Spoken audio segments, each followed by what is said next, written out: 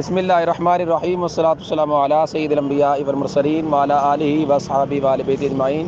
معزز سامعین ناظرین، 4 دسمبر بروز اتوار 2022 کا دن، جو کہ الحمدللہ بندہ نچیز نے حضرت قبلہ پیر مفتی محمد امین اللہ نبیر سیالوی چیئرمین تحریک لبیک اسلام اور میرے ساتھ تشریف فرما ہے خوشبوئے حضور کنز العلماء حضرت قبلہ مفتی محمد عبدالعلیم جلالی صاحب محتمم جامعہ صراط مستقیم ملتان شریف۔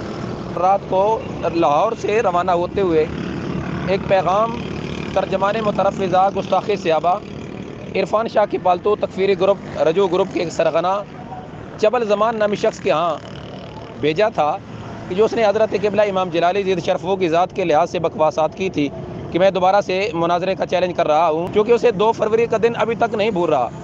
یہی وہ گیٹ ہے جو میرے پیچھے آپ کو نظر آ رہا ہے۔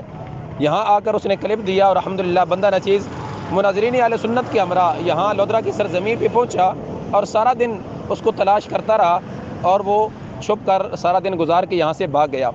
تو الحمدللہ آج 4 دسمبر بروز اتوار 2022 کا دن بندہ نچیز مناظرین اہل سنت کے ہمراہ یہاں لودرا کی سرزمین پہ موجود ہے اور انتظار کر رہا ہے۔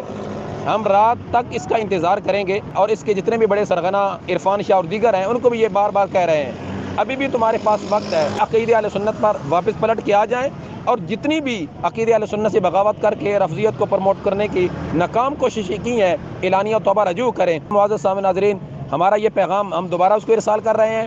ہم یہاں لودرا کی سرزمین پہ موجود ہیں۔